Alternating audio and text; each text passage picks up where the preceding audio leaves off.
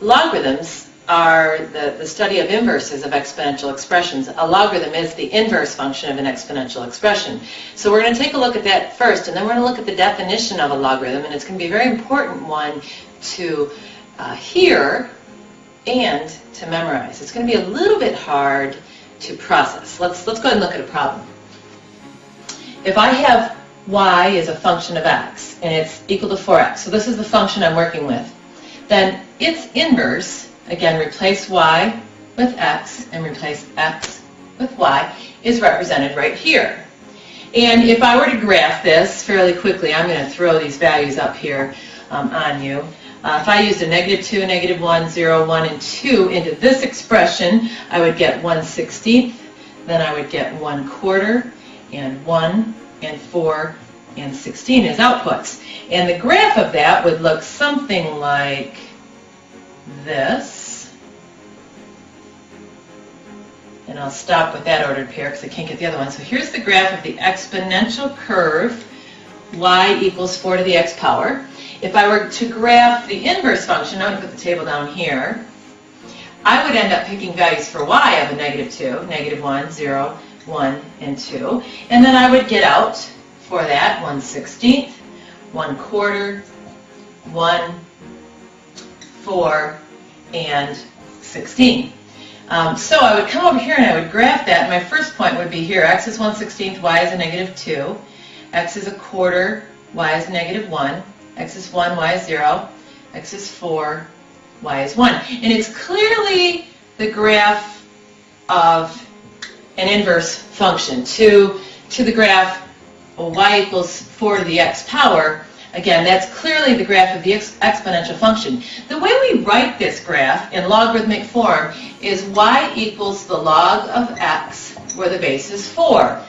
That is that same expression right here. And this is in words, and I'm going to read this to you. If this is called the inverse function, then I would say here that y is the power that I raise 4 to in order to get x. Yeah. So again, I'm going to write that down here.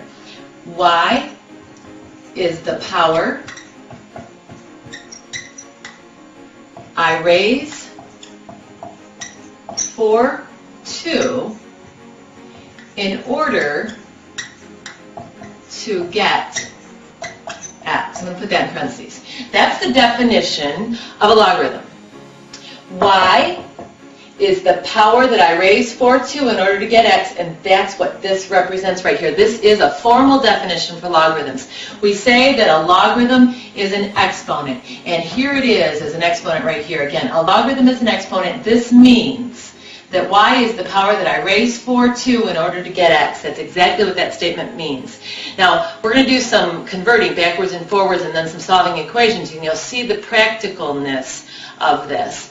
But at this point, you need to memorize, and probably a more non-commit, or I can't think of the word I want, is this form. Y equals the log of x where the base is a. A little bit hard to see, possibly. We'll go ahead and write the conversions up here on the next page that we work with. But again, the definition of a logarithm, it is an exponent.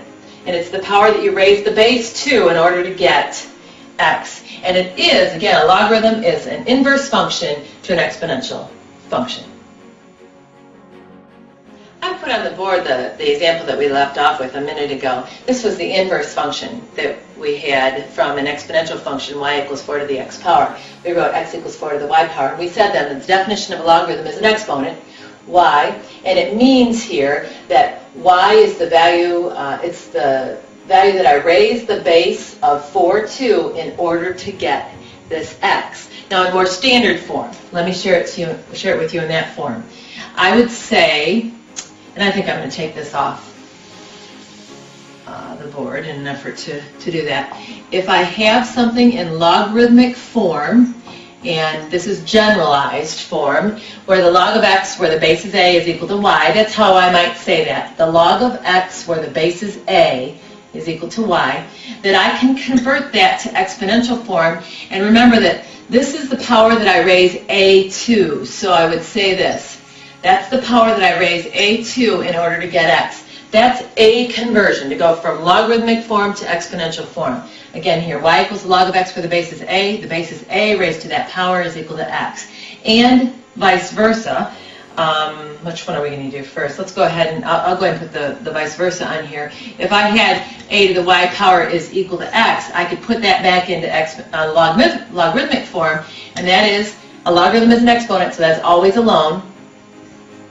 It's equal to the log of x where the base is a. You just have to notice where you're going to put these. These are always represent bases, whether it's the base is an exponent or the base is a logarithm. So those values go in the same place. The exponent here and that, in this case, the y value are all alone. This x is what I'm taking the log of. These are the standard form. You must memorize these for this test. You must be able to convert from one to the other. So if I said to you, let's use this form. If I said to you, 10 to the second power is equal to 100, that's a true statement. But what I want you to do now is I want you to write that in logarithmic form. So what I do is I always say, okay, a logarithm is an exponent. So take the exponent and set it alone. That gives me my starting point. And then the base in exponential form, this 10, is the base in logarithmic form, and this 100 goes in the only spot that's left. I'm taking the log of 100, where the base is 10. It's equal to 2. If you took your graphing calculator right now and you hit the log key, then 100, and hit enter, it would give you an answer of 2 because your calculator is programmed to use a base of 10. That's a standard base. Now, we're not always going to use bases of 10, but your calculator, if you took the log of 100, it would give you 2, and it's because the calculator is thinking, she wants me to take 10 and raise it to some power to get 100, and 10 to the second power is 100. All right. Again, another one I want you to move from exponential form to logarithmic form. I have 10 to the 0.4771 power. That is equal to the whole number 3. If I were to write that in logarithmic form, the exponent is alone, and it's equal to the log of, here's my base, so it's the log of 3, where my base is 10, is equal to this. Again, your graphing calculator, if you took the log of 3 right now, it would give you 0.4771. And it's only because the graphing calculator uses a base of 10. We'll figure out how to use different bases later on, but we're not ready for that. If I gave you e to the negative 4 is equal to 0.0183, and I asked you to put that in just in logarithmic form, you would take your exponent, and it is equal to the log of your answer over here, 0.0183. And again, my base in exponential form is e, my base in logarithmic form is e. Now, if you hit the LOG key on your calculator right now, log of 0.0183, it would not give you a negative 4 because it would be using a base of 10. So be careful. The calculator LOG key only uses a base of 10, which is a common base.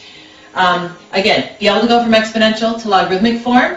And next, having done those 3 examples, let's go from, and so that was this formula right here. Now let's go from logarithmic to exponential form. So if I said to you, t is equal to the log of 9, where the base is 5, and I wanted you to put that in exponential form, I always look for my base first, and I want to raise it to the exponent power. Remember, that's the t because a logarithm is an exponent. That t is my exponent. What's left over is what this is equal to. In this case, 5 to the t power is equal to 9. Again, this is my x value right here, so right there I put that 9 in.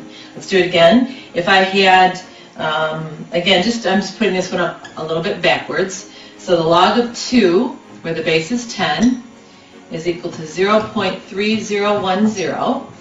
And I wanted you to put that in exponential form. Here's my base, here's my exponent. The exponent's always alone. The log of something is an exponent. So I'm asking you basically to take 10 to the 0.3010 power, and if you did that, you should get this answer of 2. Okay? Again, my base of a, 10, to the y power, this 0.3010, equals that x value of 2. And if you took your calculator and took 10 caret 0.3010, you would get an answer of 2, and that's what we're doing right here. When we ask for the log of 2, we're wanting to know what the exponent is that you would raise 10 to in order to get that number 2. One last problem, like without numbers. If I asked you to convert or rewrite this in exponential form, I would take my base raised to a power. So m, base raised to a power, is equal to what I was taking the log of. I've gone from logarithmic to exponential form. You really, really need to be fast at switching back and forth in either form. Logarithmic to exponential, exponential to logarithmic. Our next objective is to solve equations, whether they be in logarithmic or exponential form. It looks like we're just going to solve logarithmic equations right now by putting them in exponential form. So the first problem that I'd like to do is the log of x, where the base is 4, is equal to 3. I'm going to solve it again by putting it in exponential form. So my base raised to a power is equal to x. And I'm basically done. 4 to the third power is 64, so my solution is 64 for this problem. The log of 64, where the base is 4, is equal to 3 because 4 to the third power is equal to 64. That's it. I've solved for x. Let's do another example. I think I'll erase this one. Give you a minute. The next one that I'd like to look at is the log of 16, where the base is 4, is equal to x. And again, I'm looking to solve for x. So I need to put that in exponential form. So here's my base, here's my exponent. That means that I should write this as 4 to the x power is equal to 16. Now really, all I'm going to be asking you to do in this section is to observe, to see what the answer is. Well, what number do you have to put in there for x? To take 4 and raise it to some power and get 16, well, that's the value of 2, because 4 squared is equal to 16, and that's what I was looking for. I was looking for what power I had to raise 4 to. 4 to the second power would give me 16. I'm done. Here's my solution. And again, I'll give you a second.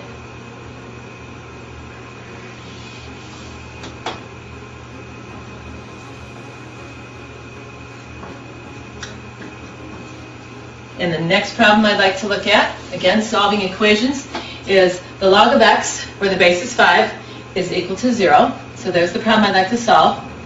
I'm going to put it in exponential form, so my base raised to a power is equal to, in this case, my unknown. But we know that anything raised to the 0 power is 1. And so I've discovered here that x is equal to 1, and the logarithm of 1 is equal to 0, where the base is 5. While we're at it, I'd like to discuss the logarithm of whatever, different base. Let's go with a base of 10. So I'm going to put this in exponential form. So I have 10 to the 0 power is equal to x. So I've got my base raised to this power. And it doesn't matter what your base is. Any base raised to the 0 power is always equal to 1. So it appears as though that I'm discovering one of the properties of logarithms, and that is that the log of 1 is always equal to 0. There are, good 6 properties of logarithms. This is one of them. The log of 1 is equal to 0, always. And that is because a base raised to some power, and if it has to equal 1, that's going to have to be the number 0 here. Any base raised to the 0 power will always give you an output of 1. So again, one of the properties, we're going to discover another property here, and then in the next sections we'll discover a few more. Here's one more problem I'd like to do. And that is the log of x, where the base is 32, is equal to 1/5. Now this one's a little bit tougher problem. I'm going to put it in exponential form, so I'll take my base of 32, and I'll raise it to the 1/5 power, and I'll let it equal x. Now when I raise something to the 1/5 power, that means that I want to take the 5th root of that. So I'm going to take the 5th root of 32 now, and then I will be able to find x, and then I say in my head, oh yeah, that's 2, because 2 times 2 times 2 times 2 times 2 is 32. In other words, 2 times itself 5 times. And so I've just discovered that the log of 2, where the base is 32, is equal to 1/5, because 32 to the 1/5 power is equal to 2. This is the last example that I'd like to share with you in terms of solving equations. I'm going to stop a minute and we're going to look at some patterns. While we're going to be solving an equation here, I want to just look at a pattern that's going to result. If I take the log of a number that is a number in a multiple of 10, and the base that I'm using is a base of 10, I want you to see the pattern here. I am asking you to take 10 and raise it to some power, put it in exponential form, 10 to the x power, and have it equal 100,000. Well, it's 10 to the 5th power that is equal to 100,000 because 10 times itself 5 times will give you a 1 with 5 zeros. So we've just discovered that the log of 100,000, where the base is 10, is equal to 5, and it's equivalent, if you will, because the base is 10, to the number of zeros it has. So if I asked you to find the log of 10,000, you would probably tell me that that's equal to 4. Again, the base is 10, because 10 to the 4th power gives you 10,000, or 1 with 4 zeros. And this pattern continues. If I asked you for the log of 1,000, you would tell me that's equal to 3, because 10 to the 3rd power is 1,000. The log of 100, where the base is 10, is equal to 2, because 10 squared is 100. And finally, the log of 10, where the base of 10, is equal to 1. And this one right here gives me one of the next properties with logarithms. And that says that if I have the logarithm of a number where the base is the same, that I always get 1. And that's because 10 to the 1st is equal to 10. So if I said to you, what's the log of 4 where the base is 4, you'd automatically tell me that's 1 because 4 to the 1st power is equal to 4. So there's our next property for logarithms, and I've also put these in Course Compass under the supplemental or additional material from your instructor for this chapter. I put all the properties of logarithms in there, and one of them says that if you have the log of a number where the base is the same, that it's always equal to 1. Now here's the next thing. Get that graphing calculator out, and I'd like you to find, let's find the log of, with your graphing calculator, the log of, and I'm afraid I didn't write this one down, the log of 2,256, where the base is 10. Now the log of 10,000 is 4, and the log of 1,000 is 3.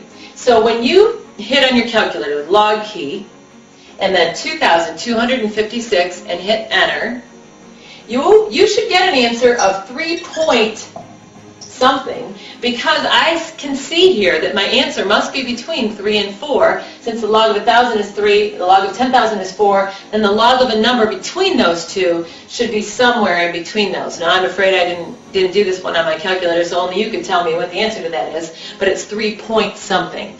And that is the next thing that I'd like to just have you do. Now, since I can't check that one with you, would you just take your graphing calculator and would you check or find for me the log of 9,043,788. Now the base is 10, and if I don't write it there, it's understood to be a 10. We call that a common logarithm. A base of 10 is very common, so often you will see that we don't write that. And if it's not there, it's understood to be a base of 10.